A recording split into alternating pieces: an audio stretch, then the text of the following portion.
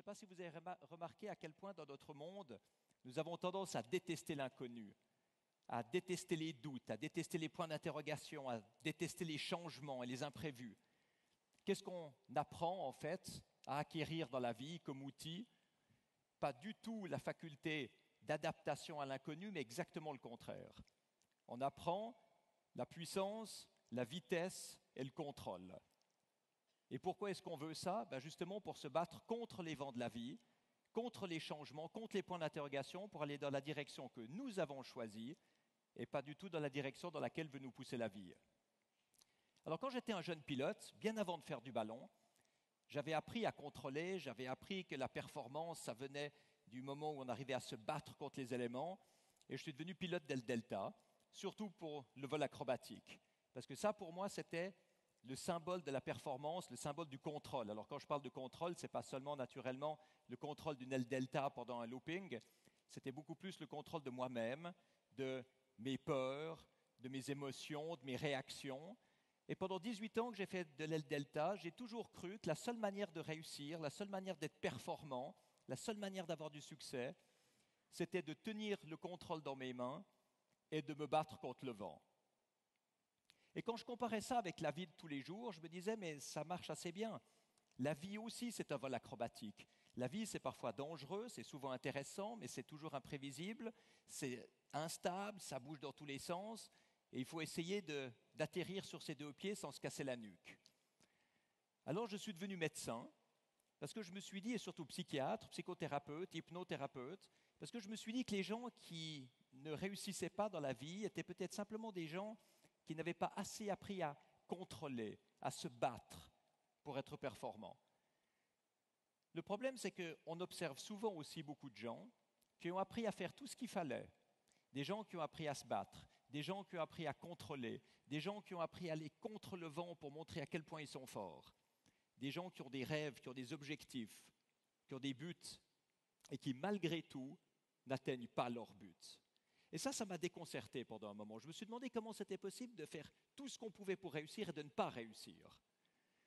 Et à ce moment-là, j'ai réalisé qu'en fait, on nous apprend toujours à nous battre dans la vie, mais on ne nous apprend pas qu'il y a des comportements alternatifs, des autres philosophies de vie, d'autres manières de comprendre l'existence. Et quand j'ai commencé à faire du vol en ballon, j'ai réalisé que le ballon était une manière différente de se comporter dans la vie, comme un comportement alternatif. Parce que quand on est dans un ballon, on est obligé d'apprendre une grande partie des choses que notre société ne nous apprend pas. Au lieu de nous apprendre à nous battre pour tout contrôler, dans un ballon, on apprend à aller avec le vent, on apprend à perdre le contrôle et on apprend à jouer avec l'inconnu, de jouer avec les doutes, de jouer avec les points d'interrogation. Alors c'est vrai que c'est très paradoxal au début, parce que quand on décolle dans un ballon, on est obligé de lâcher son contrôle volontairement et de se mettre en période de crise. Parce que c'est vrai que pendant tout le vol, on va savoir exactement d'où on vient, mais on n'aura aucune idée où on va.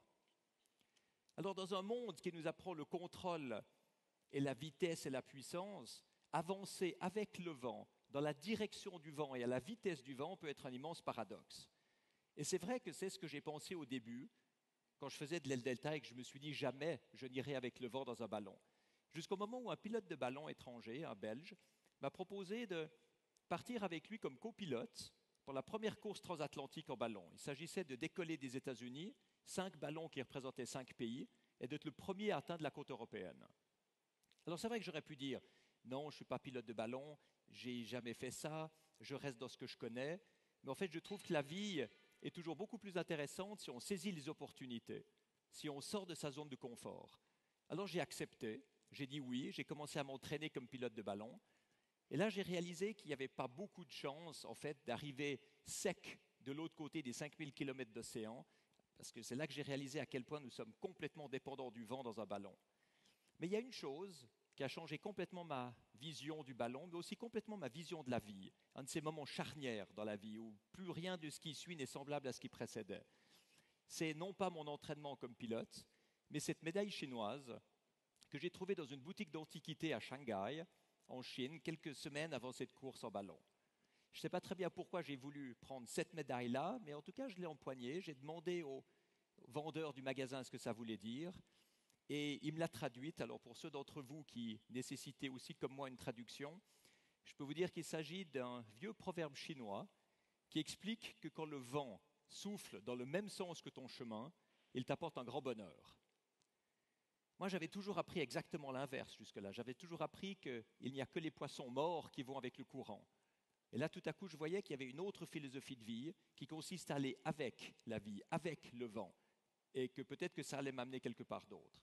Alors évidemment, j'ai acheté cette médaille parce que ça correspondait vraiment à ce que je devais apprendre pour me laisser pousser par le vent sur l'Atlantique. Je l'ai mise dans ma combinaison de vol, et un mois plus tard, nous étions aux États-Unis pour le départ de cette course.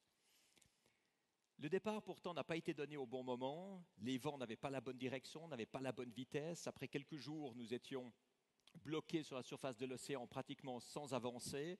Au même moment, 2 autres ballons amérissaient en catastrophe dans l'Atlantique au milieu d'une tempête.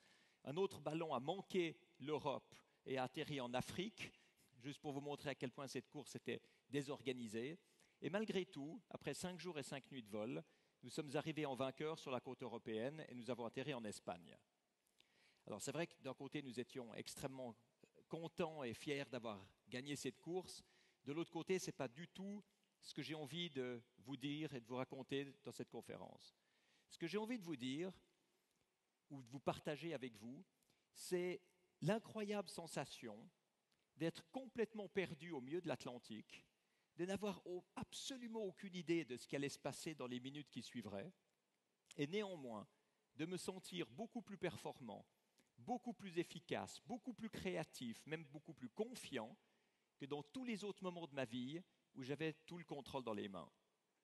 Avec l'autre pilote, nous avons à chaque moment eu les bonnes décisions, le bon niveau émotionnel, les bonnes intuitions, pris les bonnes décisions. Et pour moi, ça a été pendant les mois qui ont suivi cette course une immense question. Comment est-ce que c'était possible d'avoir plus de performance sans contrôle qu'avec contrôle ?